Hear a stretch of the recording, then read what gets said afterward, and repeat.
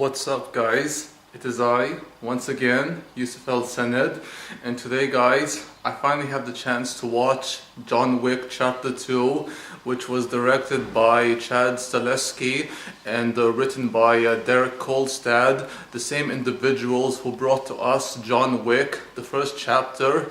And John Wick returns once more and is played by the awesome Keanu Reeves, the very underrated awesome Keanu Reeves. I have reviewed John Wick in the past. I'll try to link the review down below in the description box. The basic plot to John Wick Chapter 2 takes place 4 days after the events from the first John Wick film, and it follows John Wick, the title character, as he's back in the business for a short while until he retrieves his car from the brother of the Russian mob kingpin from the first film, who was played by Michael Nyqvist. And if you guys haven't watched the first John Wick movie, John Wick was retired and was happily married to a woman named Helen, who was his sweetheart. That is until she died because of cancer. A few days after she had died, the son of the Russian mob kingpin, he not only kills John Wick's dog, he takes his car, vandalizes his house, and because of this young man's foolish actions, John Wick, the devil himself, Baba Yaga, also known as the Boogeyman, has returned. The brother of the Russian mob kingpin, who was also the uncle to his son, he is played by Swedish actor Per Stormare, an actor I really love, and he owns an automobile workshop that will be torn apart after John Wick comes inside, takes his car, and kills everyone that tries to stop him. Rather than kill Per Stormare's character, he simply offers him a drink of whiskey. As they have their drink, he offers peace. It's interesting because Per Stormare's character questions whether or not John Wick is capable of having peace. John Wick replies, "Why not?" And so business is finished. At least that's what John Wick thinks. After all the bodies that have piled up and all the bloods that has been shed, John Wick thought he could finally retire. Mr. Wick's retirement doesn't last long after a man from his past. This man's name is Santonio D'Antonio, and he is played by Riccardo Scamarcio, an Italian actor I'm not very familiar with, and he comes back to John Wick's life and offers him a marker. The marker he presents to John Wick represents the oath, a blood oath which he has made. It also represents a debt which Santino wishes John Wick to repay, that debt being the life of his sister, Giovanna D'Antonio, who resides in Rome, Italy. Santino wishes for John Wick to kill his sister because he is incapable of doing so himself, claiming that he still loves her and that they are still blood. I believe, however, he is just too cowardly to do that act on his own, so he asks the Boogeyman to do that act for him. He rejects his offer and asks him to leave. Santino does not take too kindly to John Wick's refusal, so he takes a grenade launcher, and with 3 grenade shells, he incinerates and burns down John Wick's home. And so John Wick is forced back into the life of an assassin, which he tried very hard to avoid and to escape. As the saying goes, once an assassin, always an assassin. John Wick has no choice but to repay the debt he owes to Santonio, and just like John Wick Chapter 1,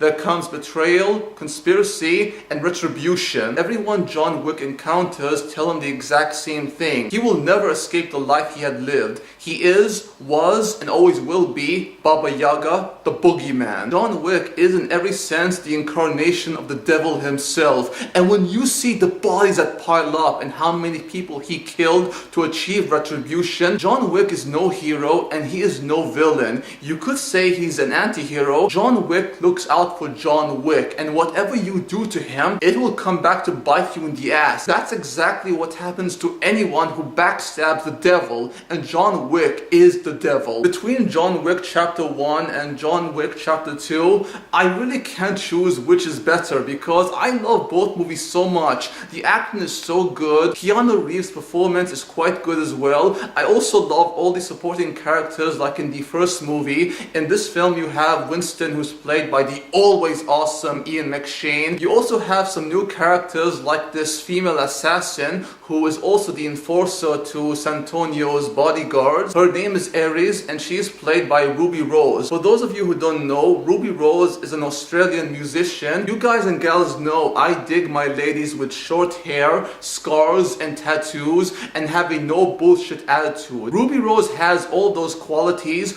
and when you have her playing a female assassin, an assassin who can charm you and kill you at the same time, that is the kind of female assassin I love, baby. Oh yeah. We also get a brief cameo by John Leguizamo, who is also in the first movie. It's funny because John Leguizamo has made a string of bad movies, and let's not forget my favorite of all the supporting characters in John Wick Chapter 2, Lawrence Fishburne as the Bowler King. To see Lawrence Fishburne and Keanu Reeves in the same movie since The Matrix Revolution, you could call this a Matrix Christmas special or a Matrix reunion. Lawrence Fishburne as the Bowler King is just so cool, so laid back, and he owns the scene. I did not like Forrest Whitaker in Rogue One, A Star Wars Story, because he was so over the top and just so hilarious to watch. In the case with Lawrence Fishburne, my boy Lawrence Fishburne, he has the best line. That line goes something like this: "Get this man a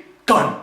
I know that was very cringeworthy, but he said it way better than I did. I adore Lawrence Fishburne like I do Keanu Reeves and Ian McShane, my boy Ian McShane, and like many other of the supporting characters in this movie. Let's not forget about the action in John Wick Chapter 2. And just like the first chapter of John Wick, the action is so ridiculously awesome. I could not get enough of seeing John Wick kick some ass, kill somebody, and shed blood. John Wick piles up so many bodies in the film, it's just insane. This guy is not superhuman. There is no way to describe John Wick except that he is the devil. He is the boogeyman, Baba Yaga. Here's a fun fact for you guys and gals. I looked up the word Baba Yaga. The origin of the term Baba Yaga is actually based on a Russian folklore. I'm not familiar with the Russian folklore, but it's actually based on this old witch. You could say she is a witch, but I do not think that it has any relevance to the boogeyman. I think Derek Kolstad took too many liberties when writing the character of John Wick, and for him to write John Wick as Baba Yaga, the boogeyman,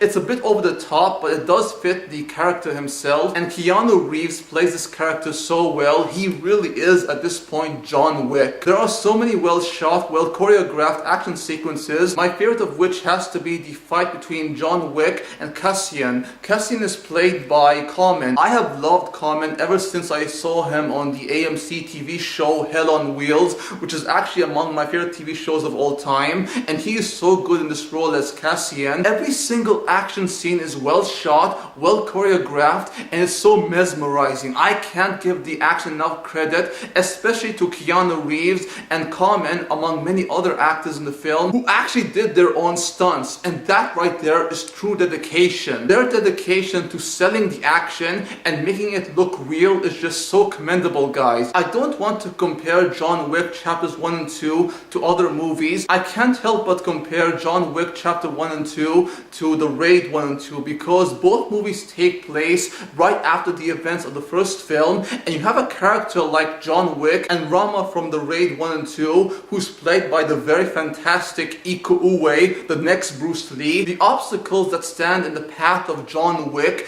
and Rama in both their respective films, it is just so immeasurable, and to see them overcome those obstacles, it really is the kind of action movie I look for, guys. No matter what you do or what you say or who you kill, there will be consequence, and John Wick has to pay those consequences. If you guys and gals are wondering what I'm getting at, the entire movie is setting up for a chapter 3 in the John Wick series. All those consequences I mentioned, John Wick will have to answer to them, and answer he shall. I really can't say enough good things about John Wick chapter 2. review, except for you guys and girls to watch it. It's a really good action movie, and if you haven't seen John Wick Chapter 1, please do. That's my review to Chad Stehelski's John Wick Chapter 2. Hope you enjoyed the review, and if you did, please like, comment, subscribe if you wish, and do check out my gaming channel where I do Let's Play series, gaming content, all kind of good stuff. Until next time, peace out, take care, adios, amigos, au revoir, and sayonara.